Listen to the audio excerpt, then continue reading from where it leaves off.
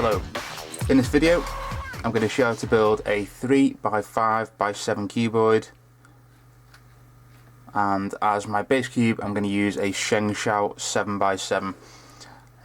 I've decided to build this cuboid because I quite like the one I've seen on Shapeways, but I can't afford the £200 I've got to pay for that one, plus the cost of dyeing it, stickering it, all that sort of stuff. It's expensive. This cube cost me about £15 from eBay, so not bad, brand new. Anyway, so it's going to be 3x5x7. So all I've done with the cube so far is I've got little strips of black plastic and just stuck them onto the cubes to indicate which cubes get stuck to which other cubes. So it's just for visual purposes, so you can see clearly what needs to be stuck together. So we start with these sides. These need to be stuck together, and then it goes over the top there, so you end up with 4 pieces stuck together. And that's the same for all those 5 pieces there, and again the bottom there, and again on the other side. So you just got 1, 2, 3, 4, 1, 2, 3, 4 there. Yeah, keeps going round. And again there, you got the 3 and the 4. Okay, so that's that side there, and then the ends, you're gonna get these blocks of 6 glued together. And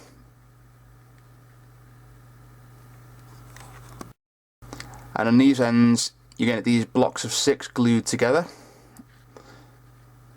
So that's 3 round there, going on to the 4. And then you got the 2 extra ones there from the end. So if you just take a look there, and when you've also got these sort of centre pieces on the ends that just get glued together there to give it its 5. So that's the 1, 2, 3, 4, 5. You've got the 1, 2, 3, and you've got the 1, 2, 3, 4, 5, 6, and 7. So that's all the individual layers.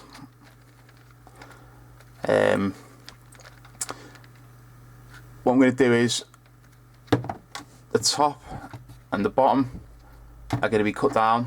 I'll probably cut them down about half a cube, maybe a little more, maybe less, I don't know. I want to keep the cube quite square, or as square as possible. So I don't want a pillow thing. I want it really sort of flat. So I'll just see what I can take it down without having to go pillowed. So the top and the bottom are going to be cut down. This side and this side are going to stay exactly as they are. Nothing really done to them. And then these 2 ends here, that one and that one, are going to be extended out. So probably I'll start off by extending them by about half a cube, and then I'll reassemble it and see how it looks. And if it doesn't look, or if it doesn't look good, I'll extend it further. If it looks alright, I'll leave it as is. But for now, I think I'll probably go about half a cube, like longer on each end. So it's going to be a full cube wider on those ends. So that'll probably end up about that wide there. So what you need to do is, first off, to build a cube, is you need to pop the centre cap off. If you can get it off with your fingernail. I've already had the centre cap off, so it came off quite easily, but you probably need to use a screwdriver to get it off. And then just remove the screw in the middle. And be careful when removing the screw, because shengshou use rubber screws. So it's very, very easy to strip the screw head, because they just seem very soft. I don't know why they use such rubber screws.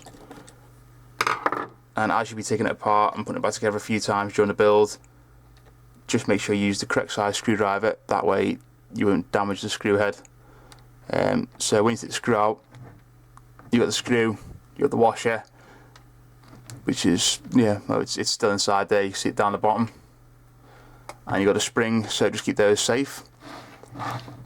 Then you need to do is just take the cube apart.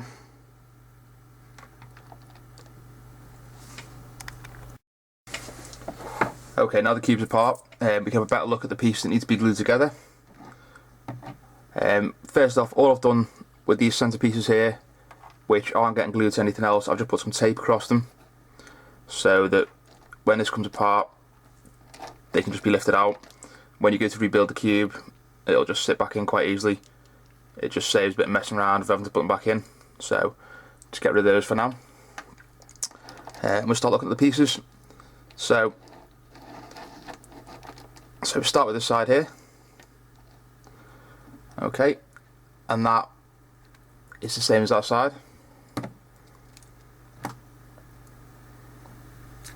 I'll look at it that way. It's just those pieces there. Okay, so you've got 4 different types of pieces in this one.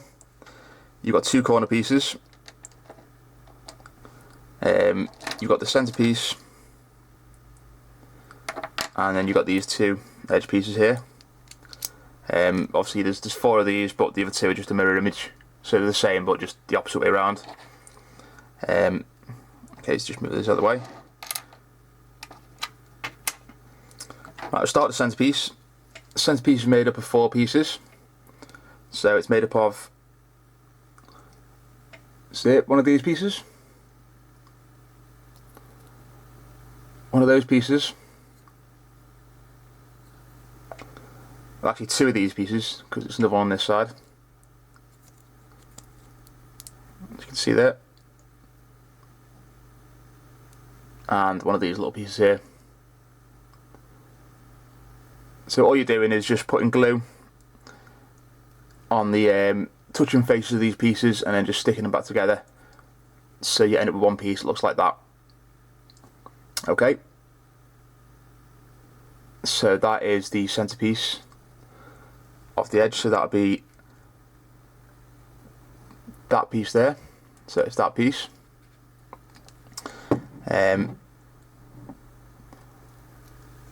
Next you've got these pieces here, which are this piece and this piece. The one with the shortest stem is the inside one, and the one with the longest stem is the outside one. So start with the one with the shortest stem and the inside one. That's made up of 4 pieces.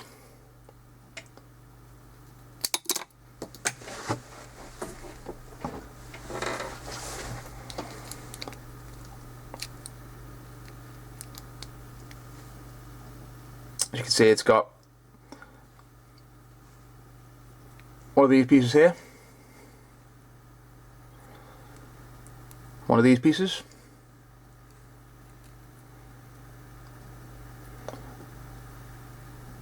another one of those, and one of these little pieces.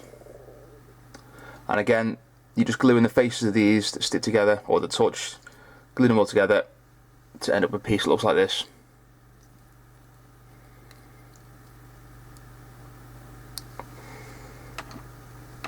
Okay, and then the piece that goes next to that, it just sits next to it like that, which on a puzzle will be this piece. It is made up of, again, 4 pieces. So you got one of these, well, you got 2 of those, one on each end.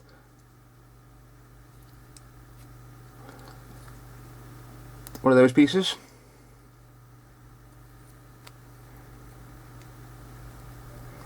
And one of these smaller pieces, and they all just again get glued together to form one piece that looks like that.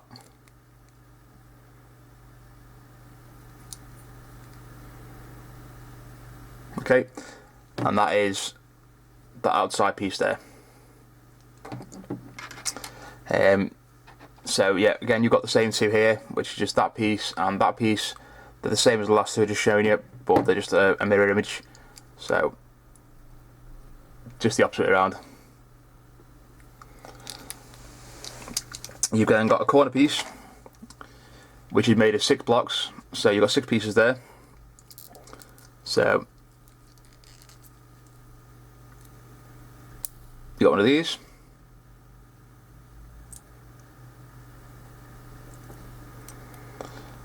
you got one of these ones with a really long stem,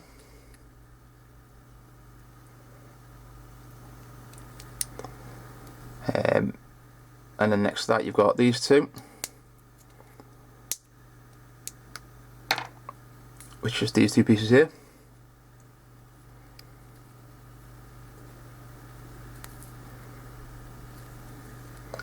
And these two pieces.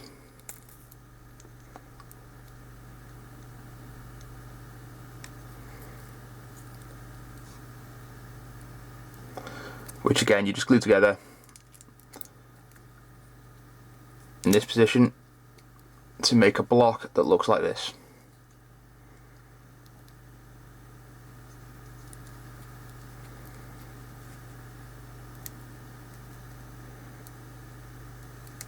Okay, and these are the sides that are getting extended as well. And then the opposite side there is exactly the same as that side, but then you've got these pieces here, these three. So these are on the side that's going to get extended, but these are just blocks of three and they're not connected to the top one there, they're just single down, and it's these three here. So again, you've got a centerpiece which is the same as the centerpiece before, but it hasn't got a piece on the top, it's just got the big piece and then two little pieces below, and then two side pieces which again are the same as the other side pieces, but they haven't got the bit on the top, so you're just missing out that one block on the top there. So they sit together.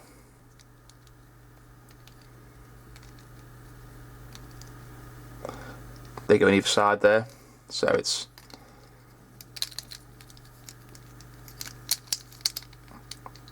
together like that. So they're just made up of one of those, and one of those little ones, and they make a block that looks like that. So as you can see, it's the same as this one. Let's grab one that's not broken. Same as that one,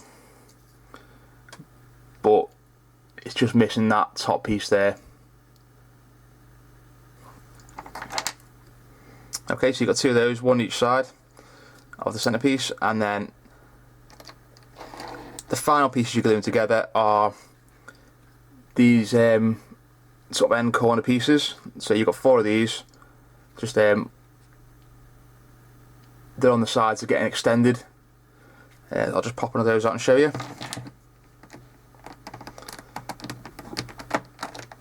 Now you see how they just sit in the corner here. So you've got one there, another one there, another one there, and all that is one of these large sort of corner pieces with one of these smaller pieces stuck on the side of it, and they make a block that looks like that.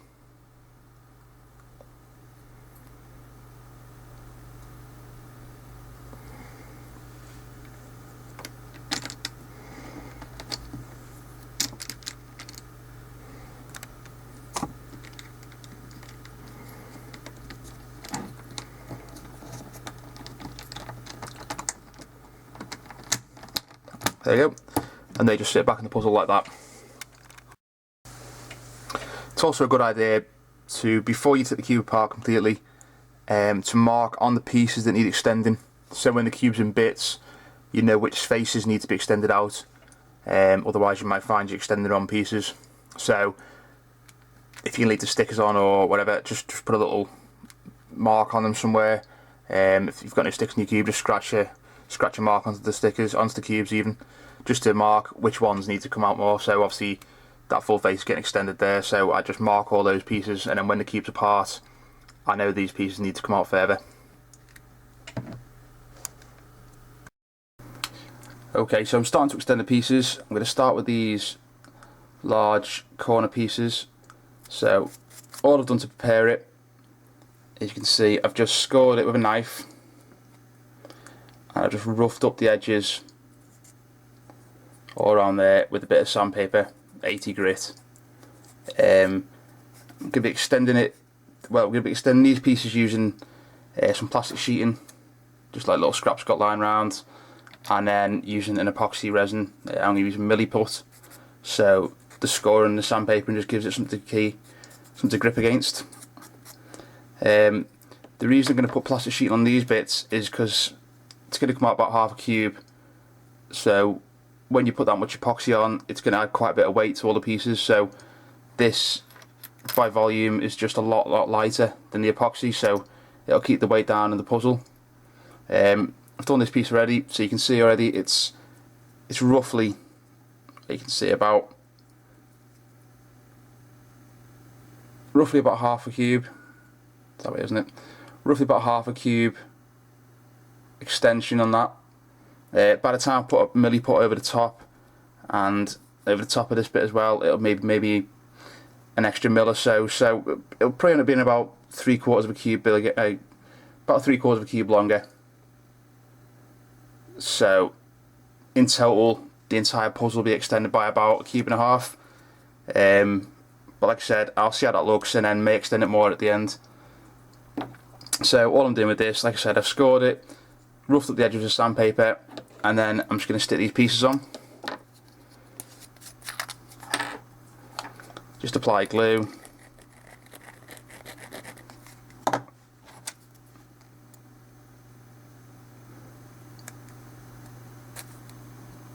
And then you're just sticking these pieces on. They don't have to be perfect because you're not going to see these anyway. They're going to be covered in epoxy. So I'm using 1mm plastic sheeting. So I'm adding 5 layers of plastic sheeting onto this, which gives me a 5mm extension. Probably a little bit more with the glue in between, but I'm not sure how much more. And it's as easy as that.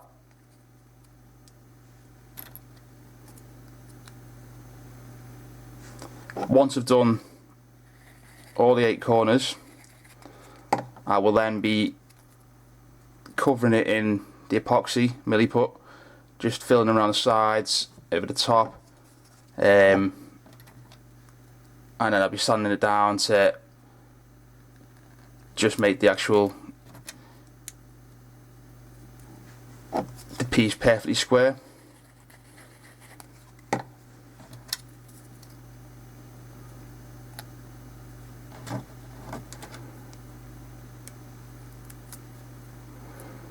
Okay, so you just end up a piece like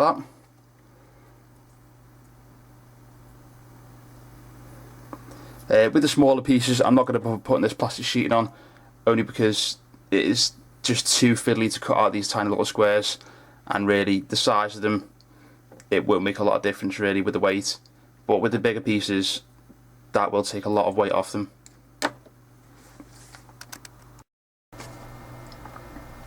Okay, so I've actually changed my mind now.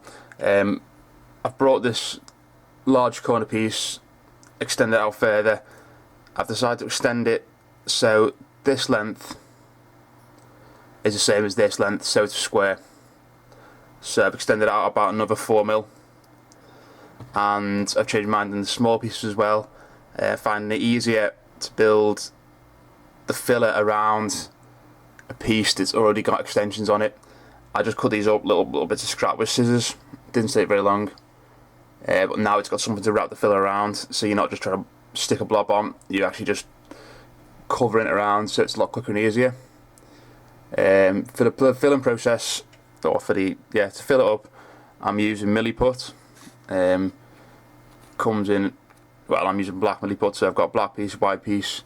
What you do is you mix these two together, and you end up with just one black piece of putty. Okay, once you mix them together, you end up with a piece of putty that looks like this. To get to this stage, you just follow the instructions on whatever kind of epoxy putty you're using. I'm wearing gloves for this because it gets over your fingers, gets under your fingernails, and it's quite hard to get out. Once it's made like that, you just apply it to the pieces. So just take a small piece off, and you just start to mould it round the extensions are built.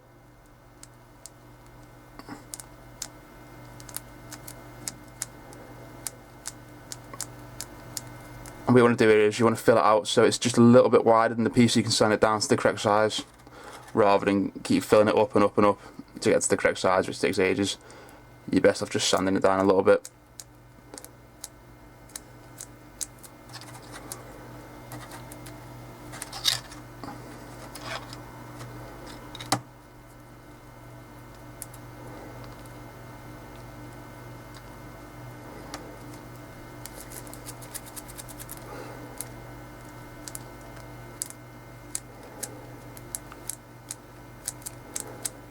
Make sure you do this with a tray or something, because if you do this over your carpet, you're not getting out your carpet.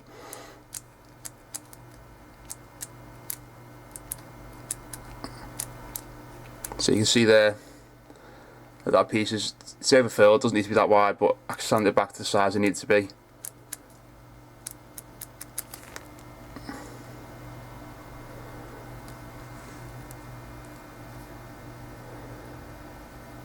Okay, and this larger piece, for the larger pieces I'm not going to fill this top, because it is going to get cut down and sanded down at the top and bottom. There's no point in filling it just to cut it back and sand it back down again, so I'm just going to do the sides and the bottom and leave this top blank. There's no point in filling a bit you're going to sand down later. So for this piece, again, you're just taking small bits and just sticking to the side.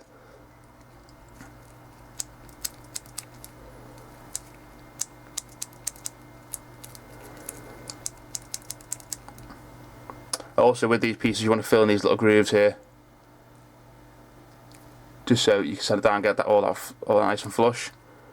So you just, for the grooves, you just get a piece and just sort of smear it across, and that will just sort of stick itself into the groove like that. Then when it's dry, you sand it back and the groove is gone.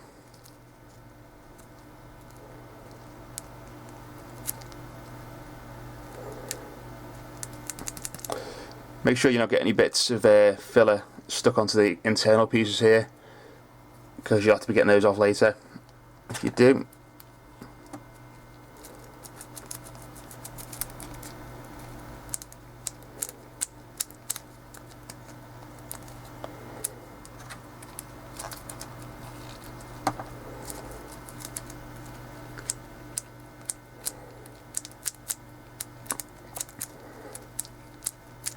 Okay, so when you're doing this, try and shape it as much as possible, so when you get in the corners, don't just leave them sort of flat like that. Just try and bring them to the shape they should be.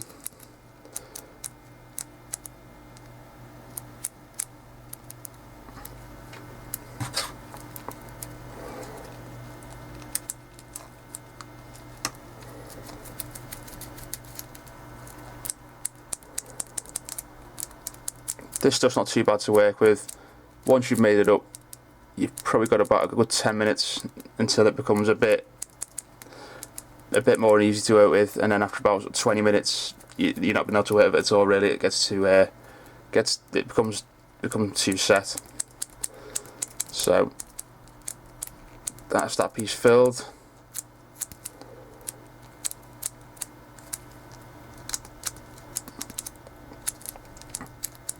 Once it's dry and you've sanded it, if you find there's little dips in it that you need to refill, you just apply more filler. That's not a problem.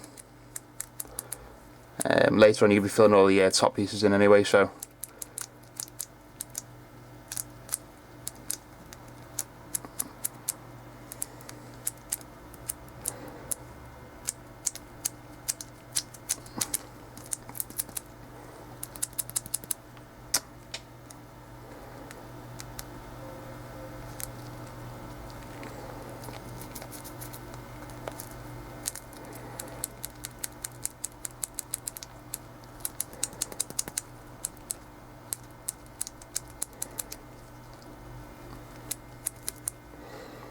okay, as you can see that's filled sort of more than it needs to be, so that not just getting sanded down to the correct size that it wants to be.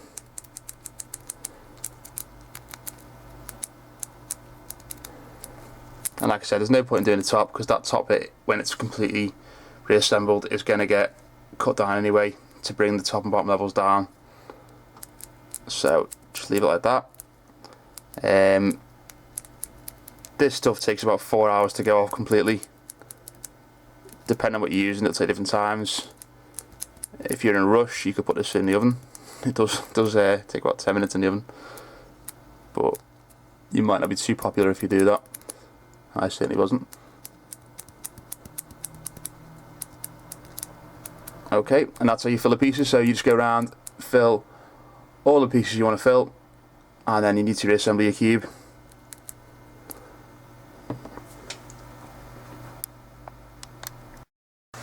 Okay, before you reassemble the cube, you need to sand off the excess filler once it's gone off, so all the pieces are flush and will actually fit back together. So just show you these pieces. That's the corner piece there. So that's it with the extension. That's the size it was before against the actual cube. So you can see it's come out by about a full cube now in width. So that's you just sanding off these sides, basically all the sides that are going to come in contact with the other cubes as the puzzle's rotated. Okay, these pieces here where I've extended and then just filled in like the little gaps just to make the cubes look a bit flush. I've done that again with the bigger pieces. That's the bits where they connect, just to fill in those small sort of like grooves, just so it's flat again at the bottom. Okay, this is this piece here, so just it's still like that. Again, you can see how far it's been extended. Then you've got these pieces, which are just these pieces here, and again with these pieces I've just filled in the grooves at the front just to make them flush, and at the sides, so when it's all sprayed up it'll look like one complete piece. And these sort of pieces here, which are just, well, there'd be these pieces actually, will they? Yeah, there'd be those pieces there. So that's one of those. Again, you can just see I've just sanded that so it's flush with the actual side of the piece of the cube, extended out. It's now ready for assembly. With the pieces, I mean, things like there's a bit of a, you can see that a little bit of a corner missing there. It's got a little bit of a nick in it. A few bits and bobs. Just need tidying up. But as we're going to be like sanding down the top and the bottom, I'm going to be filling all the top and bottoms in. So when I do that, I'll just tidy up all these little bits here and there. Also, another thing I've done before, I'm going to assemble the cube, is with these large pieces across these rows here on the top and the bottom, because it's going to get sanded down, I've just like chopped the top off the cube piece, just whizzed it off with a Dremel, just so I don't have to sand quite as much material down. It'll just save me a little bit of time when I'm sanding. So that's all done with those. So that's it. They're sanded and they are ready to put back together. And then when they're back together, start getting the proper shape of the cube.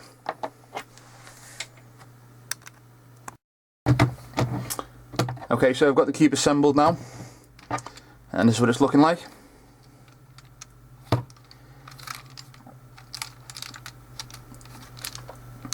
It's looking okay so far. I think it's extended wide enough now. This is it compared to a normal shengshou 7x7. So as you can see, it's still the same width this way. At the moment it's still the same height, but the top and the bottom will get sanded down, so the height will be reduced, but it is longer. So as you can see there, it's about a cube longer. If you put it down to there, yeah, it's literally like that full piece longer, if you go like that. So anyway, now what I need to do is just sand down the top and the bottom to reduce the height. So as you can see, I've already started by cutting the tops off these larger pieces on both sides, and I'm just going to go at it with some 80 grit sandpaper, just on a cork block, or I might even stick some to the table and just sand it, because what I want to do is get it as flat as possible. I don't really want the puzzle pillowed. I want it to be a flat surface on both sides. If that can't be done, then maybe just a slight pillowing, but I'll try and avoid that if possible. Obviously when sanding, keep mixing the pieces up, just rotating them, as if you're doing like a checkerboard pattern. Just keep changing around so that when you're doing it, all the sides stay perfectly even. Okay, so that's it. You just need to start sanding the pieces down now to get the height. Okay, so you can see I've started sanding it now. I've got it nice and flat. Start sanded by hand with some 80 grit sandpaper, and it wasn't really going down very far at all, so I went to decided to use a tool. Got one of these. Let's just zoom out. It's just like a hand sander. Again, it's got 80 grit on it, but it's just it's an orbital sander, so it just sort of like vibrates a little bit and just it takes it off quite fast. It's quite good. The best thing to use for this sort of thing would probably be, if you've got access to it, a belt sander. Even one of those tabletop ones, or even just a hand belt sander. That'll take it down, keep it really, really flat, and it'll take it down quickly. If you're doing it by hand, this is going to take a long time. I took off maybe half a mil, took about half an hour, 45 minutes off both sides, and then I went onto the power tool and it took off the rest, which still isn't very much, but you see it's coming down, and that took about 5 minutes, so I did about 3 times more in about 5 minutes with the power sander than I did by hand sanding it. So yeah, I'd go for a power sander if you've got one. If not, you'll have to just persevere and sand through.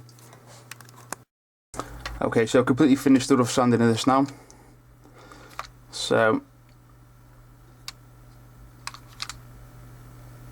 that's it. So as you can see, for a normal 7x7, it's about just over half a cube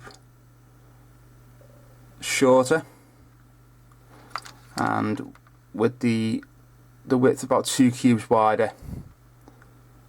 Okay, so far the turn in this puzzle is pretty good. Like I said, I just finished sanding it, so obviously it's all full of dust and bits of plastic, but even still, it's still turning quite nicely. Once that's cleaned out, lubricated, properly tensioned, it'll turn really well. What I need to do now is take the puzzle apart and start filling all these pieces in. You will, or at the moment I've got some pieces that are larger than others. They're not quite level. It's not a completely level surface there. But obviously when I filled it in, and then on the final sanding, that's when I'll get every piece perfectly level. So that's what I'm going to do next. Take the cube apart and start filling the pieces in. Also, as I'm filling the pieces, now is the time to repair any sort of imperfections in your cube. So obviously we've got a corner there, needs to be sorted out, little bits there, just the edges of these sort of bigger pieces. I think this piece here where I sanded it at a bit of an angle, so I'll just fill that back out again so it's straight like the rest of them. Obviously just got a bit hard at the sandpaper with that one. And then if you've got any like scratches or nicks, you know, where you've caught it with the sander, or you've damaged it in any way, you can just fill those in now just to make the pieces all look perfect. So I've caught it there, just taking a little bit off of the Dremel there and there. So I'll just fill those pieces in. Any little bubbles, like that sort of thing there, which will just ruin the finished look of the puzzle. A few of these pieces here need little bits of work on them. See little tiny little pieces where, when I filled it, obviously maybe in a bubble, or it's just not stuck on properly, whatever. And they're not quite flat, these either, so I need to fill those out a little bit more. So that's what you need to do with this. Just work on every piece and just make sure they're all looking the same and uniform. It's got a big, just needs a little bit on the corner there. Just loads of little bits like that. It's worth the effort, because in the end, the finished puzzle will look a lot better if you've not got little imperfections all over it.